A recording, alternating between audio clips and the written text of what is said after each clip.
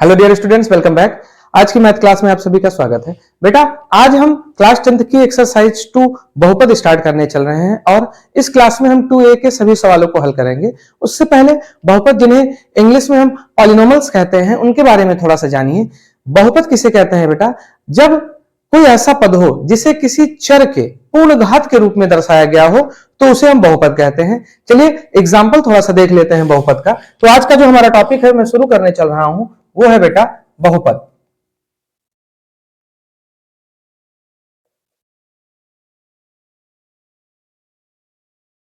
बहुपद के बारे में मैंने आपको बताया कि ऐसे पद जिन्हें किसी चर के पूर्ण घात के रूप में दिखाया गया हो उन्हें हम बहुपद कहते हैं। कैसे? कुछ एग्जाम्पल देखिए। जैसे बेटा x square plus 5x plus 6 या x cube plus 2x square plus 3x plus 9। ठीक, ऐसे समीकरण अगर आपको दिख रहे हैं तो इन सभी को हम बहुपद कहते हैं। अगर मैं बहुपद की क्लासिफिकेशन की बात करूं बेटा, तो बहुपद दो प्रकार के होते हैं। एक तो चर बहुपद होता है और एक अचर बहुपद होता है। चर बहुपद का मतलब क्या है और अचर बहुपद का मतलब क्या है, कुछ ऐसे समझिए।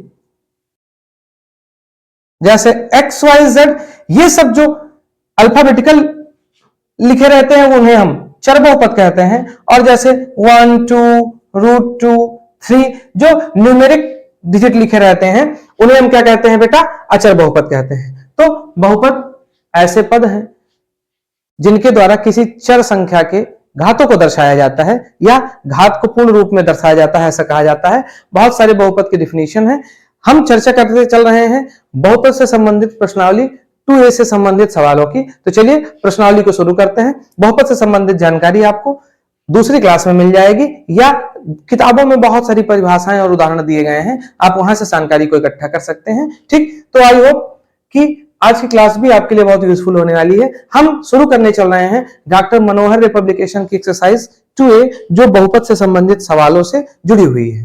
तो चलिए आज की क्लास को स्टार्ट करते हैं। बेटा, आज की जो हमारी प्रश्नावली है वो है प्रश्नावली 2A, और इसके मैं पहले सवाल को लेता हूं और आपको समझाने का प्रयास करता हूं। चलिए क्लास शुरू करते हैं। तो इसका जो पहला सवाल है मेरे पास बेटा, वो एक ग्राफ दिया गया है और जानकारी दी गई है बहुपद f(x) के लिए y बराबर f(x) के ग्राफ दिए गए हैं। अभी मैं आपको ग्राफ दिखा रहा हूं कि ग्राफ दिए गए हैं और सवाल क्या कह रहा है कि प्रत्येक ग्राफ में f(x) के शून्यकों की संख्या ज्ञात कीजिए। बेटा, शून्यकों की संख्या ज्ञात करना पहला सवाल है। शून्यकों की संख्या ज्ञात कीजिए। हमारे पास जो ग्राफ दिया गया है वो कुछ ऐसा है, y डैश x डैश और x, और एक सीधी लाइन ऐसे है।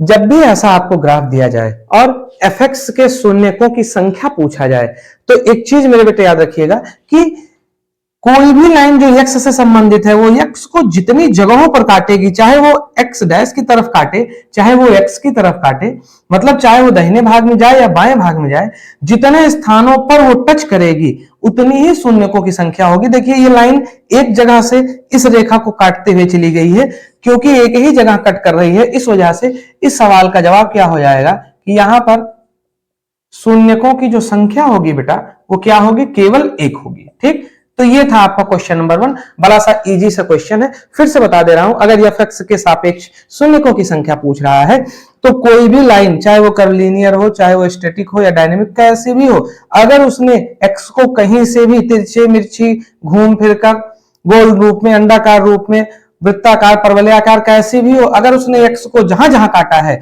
वहीं वहीं से उनकी संख्या को गिनकर हम f(x) के शून्यकों की संख्या को ज्ञात कर सकते हैं। तो आई होप बड़ा इजी सा ये क्वेश्चन था, आपको समझ में आ गया होगा। चलिए हम क्वेश्चन नंबर 2 देख लेते हैं।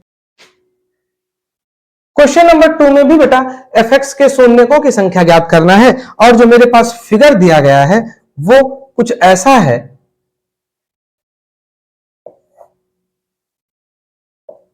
कि ऐसे एक लाइन गई हुई है।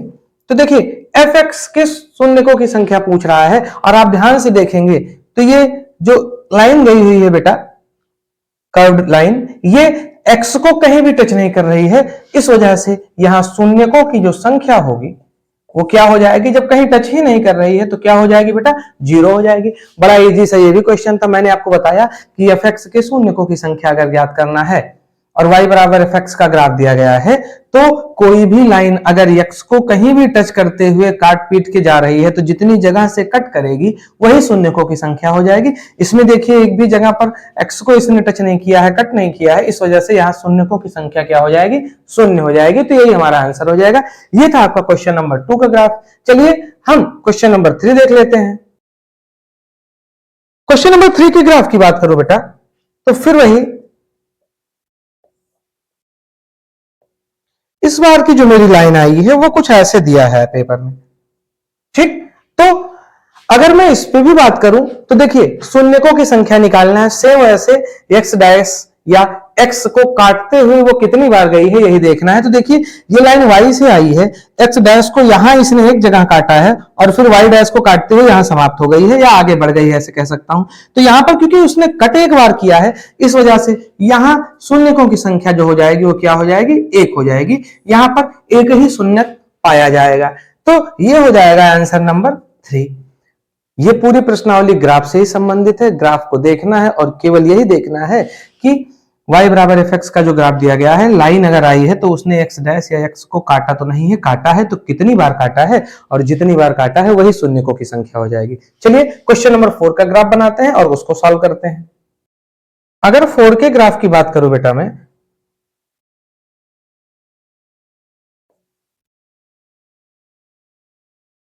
तो मेरा ग्राफ कुछ ऐसा बना हुआ दिया गया है, ठीक जी, बिल्कुल ऐसा ही बना हुआ है। मैंने आपको बताया शून्यकों की संख्या ज्ञात करना है, कैसे करेंगे, देखिए एक जगह पर काटा है, दो जगह पर काटा है, शून्यकों की संख्या हमारी क्या हो जाएगी, 2 हो जाएगी। छोटे छोटे सवाल हैं, ग्राफ को देखते हुए सॉल्व करते चलिए, आगे बढ़ते चलिए। तो यहां पर सवाल नंबर 4 में हमारे शून्यकों की संख्या कितनी हो गई बेटा, 2 हो गई। चलिए क्वेश्चन नंबर 5 को देखते हैं। 5 का मेरा जो ग्राफ है वो कुछ इस तरीके से बना हुआ है।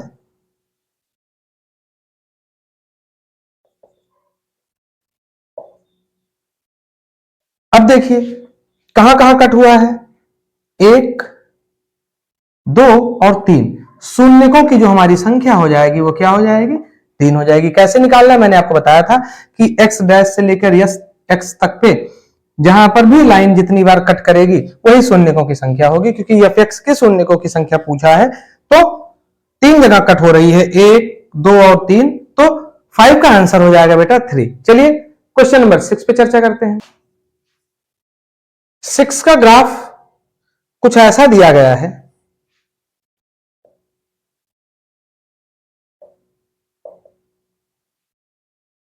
देखिए लाइन है, एक जगह पर यहां काट रही है और एक जगह पर यहां काट रही है, इस वजह से शून्यकों की संख्या हमारी क्या हो जाएगी, फिर से 2 हो जाएगी। क्वेश्चन नंबर 3 में जो भी शून्यकों की संख्या थी वो क्या थी, एक जगह पर x डैश की जगह पर कट हुआ था x डैश की तरफ और एक जगह पर x की तरफ कट हुआ था, टोटल जगह पर 2 जगहों पर कट हुआ था, इस वजह से शून्यकों की संख्या हमारी 2 हो जाएगी। चलिए क्वेश्चन नंबर 7 देख लेते हैं। क्वेश्चन नंबर 7 का जो ग्राफ है मेरा उसे बनाते हैं और ग्राफ दिया गया है बेटा कुछ इस तरीके से, ठीक। फिर वैसे ही एक जगह पर कट, 2 जगह पर, 3 जगह पर और 4 जगह पर, शून्यकों की संख्या सीधे क्या आ जाएगी मेरी, 4 आ जाएगी, ठीक। 4 जगह पर प्रतिच्छेदित कर रही है, देखिए 1, 2, 3 और 4, तो शून्यकों की संख्या हो गई 4। चलिए क्वेश्चन नंबर 8 देखते हैं। चलिए क्वेश्चन नंबर 8 देखते हैं। 8 क्या कह रहा है, मेरा ग्राफ कुछ ऐसा दिया गया है,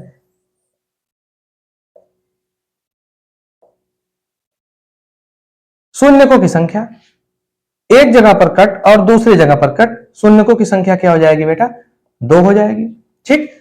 पुरानी ही तरीके से जहां जहां प्रतिच्छेदित करेगी एक्स अक्ष पर वही वही शून्यकों की संख्या हो जाएगी, तो 2 जगह पर काट रही है, शून्यकों की संख्या मेरी 2 हो गई। चलिए क्वेश्चन नंबर 9 देखिए। 9 का मैं ग्राफ देख लेता हूं और सवाल को हल करते हैं। बहुत ही छोटी सी प्रश्नावली है, फटाफट सवाल हो जाएंगे। ग्राफ कुछ ऐसा बना हुआ है बेटा कि किडनी जैसी 2 आकृतियां बनाई गई हैं,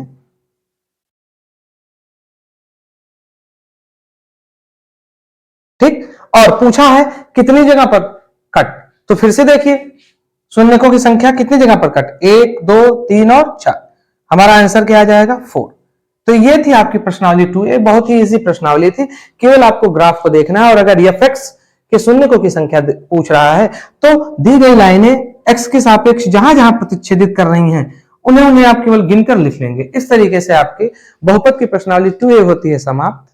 आई होप कि आपको शून्यकों की संख्या ज्ञात करने में कोई दिक्कत नहीं होगी। अगली क्लास में हम प्रश्नावली 2a से संबंधित सवालों पर चर्चा करेंगे और पढ़ाई को जारी रखेंगे। आई होप कि ये क्लासेस आपके लिए बहुत यूजफुल होंगी। प्रैक्टिस करते रहिए और अपने आप को मैथ्स में परफेक्ट बनाते रहिए। जल्दी मिलेंगे एक नई क्लास के साथ, तब तक के लिए keep practising, be happy, be healthy and Jai Hind.